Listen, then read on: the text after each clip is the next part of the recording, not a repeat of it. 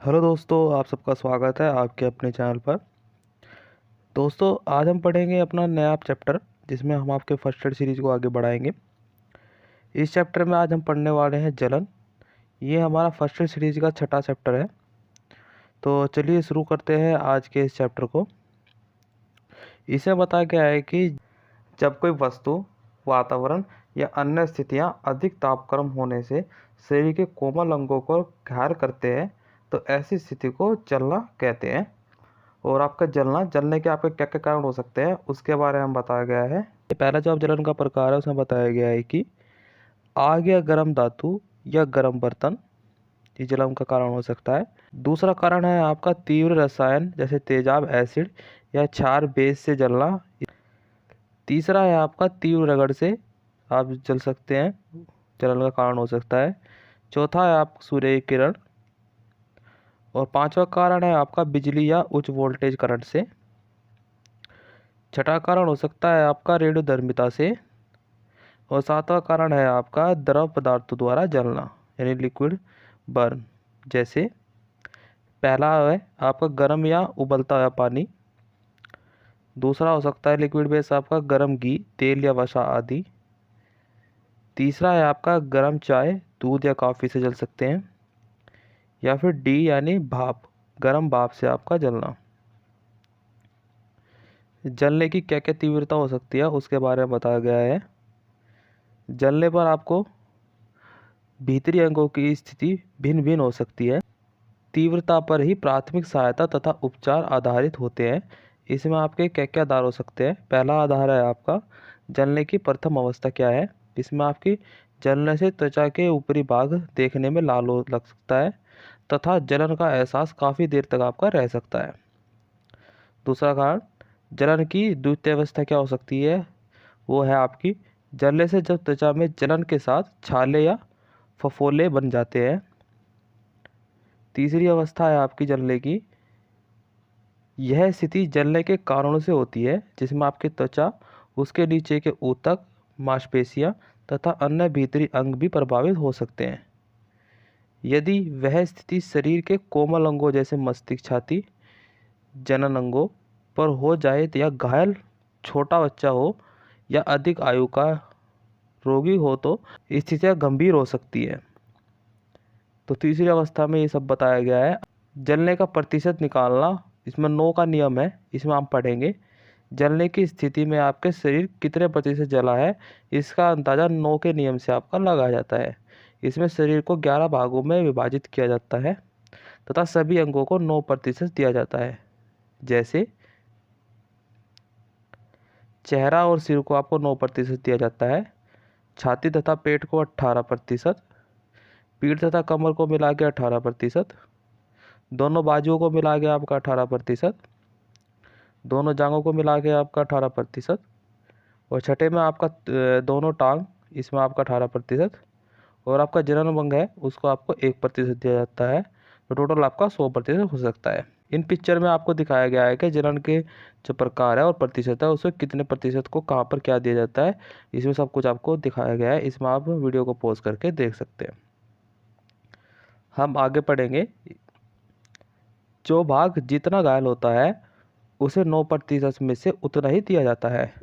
जैसे आधी बाजू जलने पर 4.5% दिया जाता है और केवल चेहरा जलने से 4.5%। इसी तरह सभी घायल अंगों के प्रतिशत से जमा करने पर जो कुल संख्या आती है वही शरीर के जलने का प्रतिशत होता है। जलने के लक्षण, चिन्ह और क्या हो सकते हैं उसके बारे में बताया गया है। घायल स्थान पर आपको दर्द हो सकता है, त्वचा लाल हो सकती है आपकी। तीसरा है आपका जलन तथा बेचैनी हो सकती है।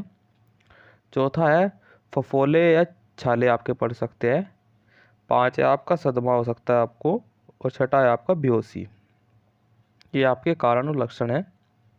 जलने की प्राथमिक सहायता हम क्या क्या दे सकते हैं। सर्वप्रथम खतरे को हटाया या घायल को खतरे हटाने का प्रयास करें। इसके साथ साथ आग को बुझाएं। आग को बुझाने में कंबल का जो प्रयोग है वो आपका बेहतर हो सकता है। दूसरा है आपका जलन को कम करने के लिए घायल अंग पर लगातार चलता हुआ पानी यानी रनिंग वाटर डालें और कम से कम 10 से 15 मिनट तक पानी डालने से त्वचा की जलन 70 से 80% कम हो जाती है। लेकिन व्यक्ति को जहाँ जलन ना हो या प्रतिशत अधिक हो या व्यक्ति बेहोश हो गया हो तो पानी डालकर समय व्यर्थ ना करें। तीसरा है आपका उसकी शारीरिक स्थिति, धमनी की धड़कन, श्वास तथा सदमे की स्थिति पर नज़र रखें और आवश्यकता पड़ने पर आवश्यक कार्य पहले करें। चौथा है आपका जले हुए घाव, त्वचा पर कोई दवाई, लोशन, जेल आदि लगाने का प्रयास ना करें और कम जलने पर प्रारंभिक सहायता बॉक्स में रखी क्रीम का ही प्रयोग करें, क्योंकि अस्पताल पहुंचने तक लगाई गई दवाइयां सूख जाती हैं, जिसे उनको हटाने पर तीव्र दर्द तथा स्थितियां बिगड़ सकती है। पांचवा है आपका जले हुए अंग को कीटाणु रहित पट्टी से हल्की पट्टी पर बांध दें और साथ ही साथ लपेट दें और उसके उपरोक्त सामान न मिलने पर साफ सूती कपड़े से ढक दें। छठा काम क्या कर सकते हैं आप, शरीर के कपड़े या बेल्ट, घड़ी, ज्वेलरी आदि आसानी से उतर सकते तो उतार दें और यदि ये सामान गर्म होकर त्वचा में चिपक गए हों तो खींचकर उतारने से घाव बन सकता है या सूजन आने से इन्हें निकालना असंभव हो सकता है।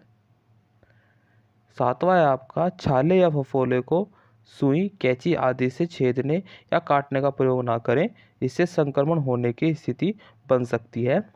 आठवां क्या काम कर सकते हैं आप, सदमे की स्थिति होने पर सदमे पर उपचार करें और साथ ही साथ नौवां काम क्या करेंगे आप, बेहोशी की स्थिति में शीघ्र अस्पताल ले जाएं और 10वां काम क्या करेंगे, हृदय की धड़कन, श्वास बंद होने पर CPR का प्रयोग करें।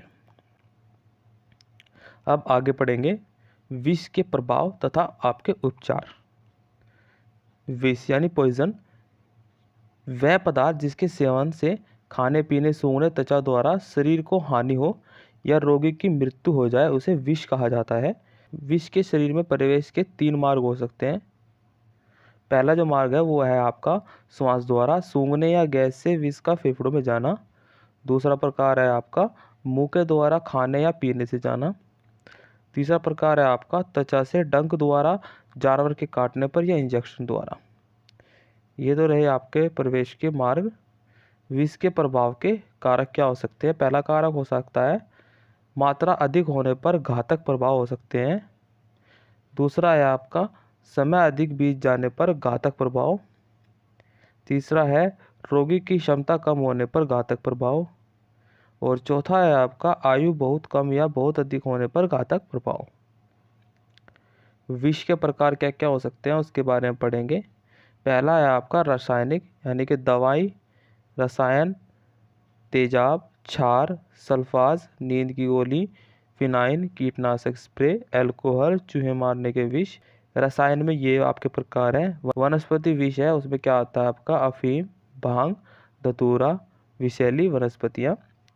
और तीसरा है आपका जंतु विष यानी कि सांप, छिपकली, बिच्छू, रेबीज वाले जानवर या आपकी मधुमक्खी आदि। विष के उपचार आपके क्या हो सकते हैं, उसकी क्या क्या सावधानियां बरती जा सकती है। जलाने वाले विष, इसमें आपका वे पदार्थ जो मुंह में जाने के बाद मुंह, गला, जीभ तथा भोजन नली व आमाशय को जला सकते हैं, जैसे तीव्र रसायन, तेजाब, क्षारीय पदार्थ तथा अल्कोहल। रोगी की स्थिति, धमनी तथा श्वास पर नज़र बनाए रखें। उल्टी करने का कोई भी प्रयास घातक हो सकता है और आपका बेहोश होने पर मुंह के रास्ते कुछ भी ना दें। यदि उल्टी आए तो आपके पात्र में एक बार कर लें। ना जलाने वाले विष, जिसमें आपका वह पदार्थ जो मुंह तथा भोजन नली को विशेष नुकसान नहीं पहुंचाते, जैसे नींद की गोलियां, अन्य दवाएं, ठोस गोली, कैप्सूल या पाउडर आदि। प्राथमिक उपचार में यथास्थिति बनाए रखें, उल्टी करने के प्रयास ना करें। यदि लिया गया विष या बचा अंश बोतल में, डिब्बे में, दवाई की स्प्रिट में हो तो डॉक्टर के परामर्श के लिए ले जाएं।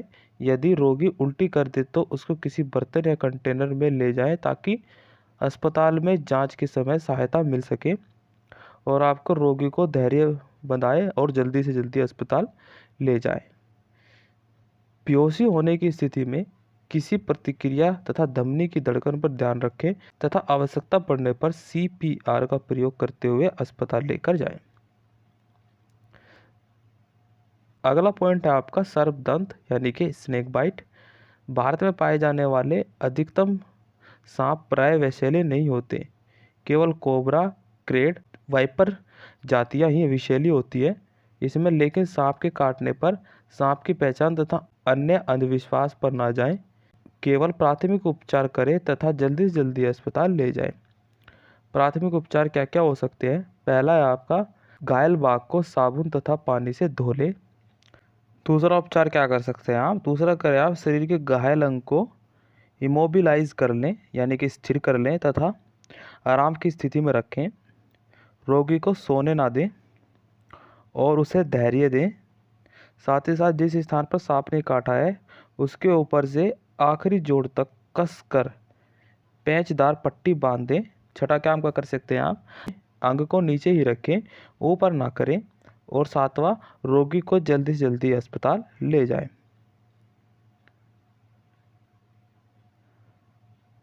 विशेष सावधानियां और जो ना करने वाली बातें उनके बारे में पढ़ेंगे।